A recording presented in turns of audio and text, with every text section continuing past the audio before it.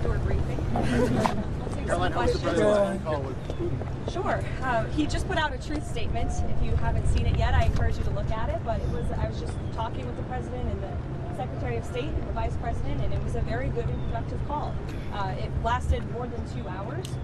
There were various issues that were discussed. President Putin congratulated President Trump for solving the conflict in Israel and Gaza and bringing peace back to the Middle East.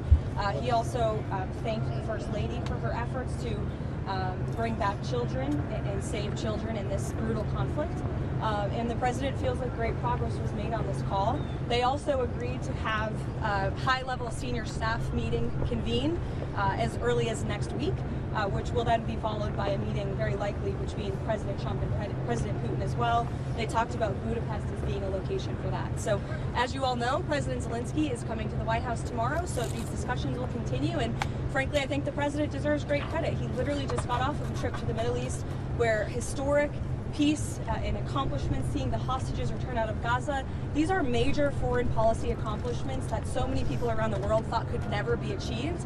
And so I think the president deserves a great deal of credit for doing that, coming home, dealing with so many domestic issues, and then again hopping on yet another call with President Putin and hosting President Zelensky again at the White House tomorrow to try to move the ball forward in peace and end this conflict in Russia. Karoline. Thank you. After their meeting in Alaska, the president was optimistic that he could get Zelensky and Putin together in a room. Does he still believe that he can get the two leaders together sometime soon? I think he thinks it's possible, and he would, of course, love to see that happen. But right now, there were discussions and plans are now being made for the Russian side and our folks, led by Secretary of State Marco Rubio, to meet, and then for President Putin and President Trump to perhaps meet again. But I don't think the president has closed the door on that at all. And when is he going to Putin? You said in Hungary, possibly when? Well, this call literally just happened, so we will provide you with more details as soon as we can, I promise. On that call, did Vladimir Putin commit to sitting down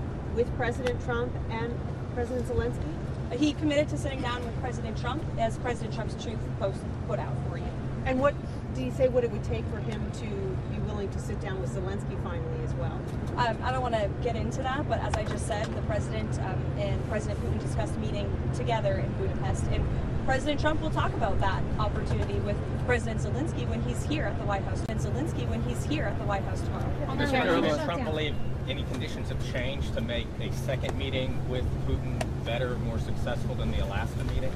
I think the president is always willing to take a chance at diplomacy, and this war, he has always said, is going to have to end at the negotiating table, and so he's, he never gives up, and he's willing to pursue it, and that's what you're hearing from the president today. Karoline, I have a question on the cartels. Yesterday we learned that at least the fifth strike on a boat off of the Mexican coast took place. We know that the Trump administration has previously said that they're in armed conflict with the people that the administration is striking. Who are these people? And don't you think not only the people, the American people, but lawmakers deserve to know? Narco-terrorists who are trafficking drugs illegally to the United States of America. That's who we're in a conflict with. And the president's been very clear, and he's been very transparent about these strikes, releasing classified video, unclassifying that video, declassifying it rather for all of you to see, and to let the public and lawmakers know with each of these strikes. And there should be no surprise for this. The president campaigned on using every lever of power to go after the drug cartels who have been trafficking illicit poison into our country for far too long. And you heard the president speak about this yesterday. There was a question about why not just use the Coast Guard to grab these boats and grab the drugs on them. That's been going on for years and years, and the drug epidemic in this country has not gotten any better.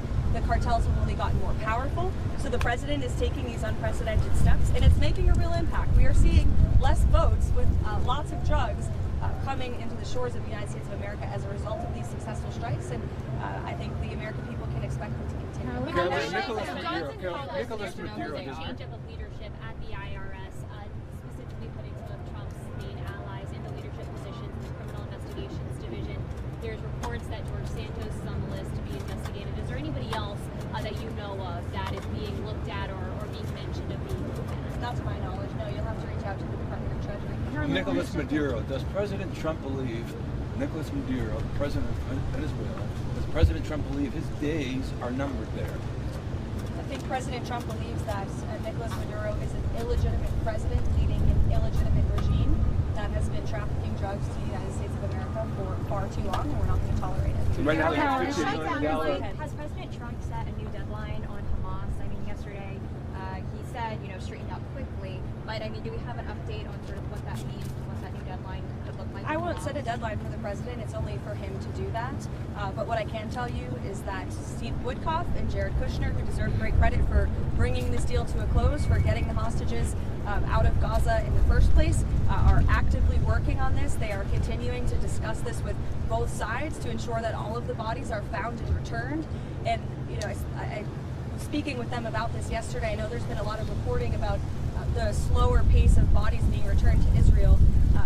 These bodies, unfortunately, are very deep underground, and so it's going to take some time and some special equipment to actually retrieve these bodies and bring them back to Israel. And the administration is fully committed to helping all sides get that done. It was part of the deal, and we're going to see it through. Thanks.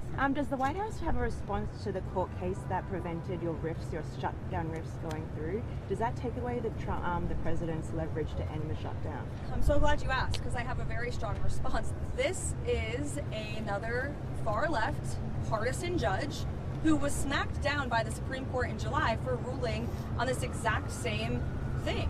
In May, this judge tried to say that the President of the United States does not have the executive authority to hire and fire in the executive branch. Literally, nobody would ever try to make that argument except for someone who is extremely partisan.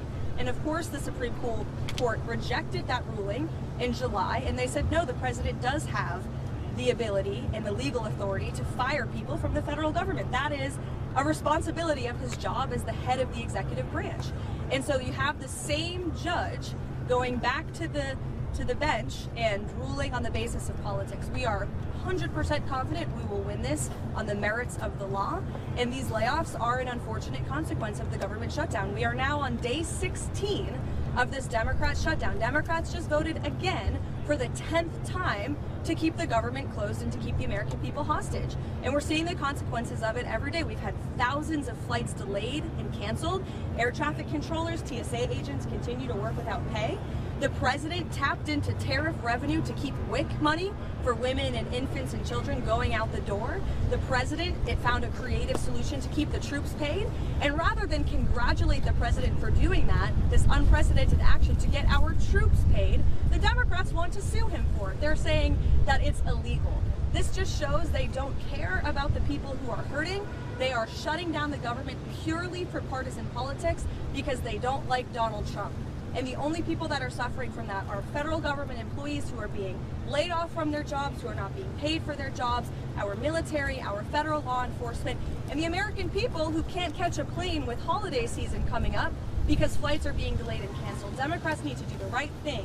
And I don't know if you guys caught the CNN town hall last night with AOC and Bernie Sanders, but I sure did. And it's very clear that they are now the leaders of the Democrat Party. And the Democrats are in complete disarray. And we hope a few moderate Democrats with some common sense will step up to the plate and do the right thing to vote to open the federal government. Thank you, Caroline. Caroline, can we talk about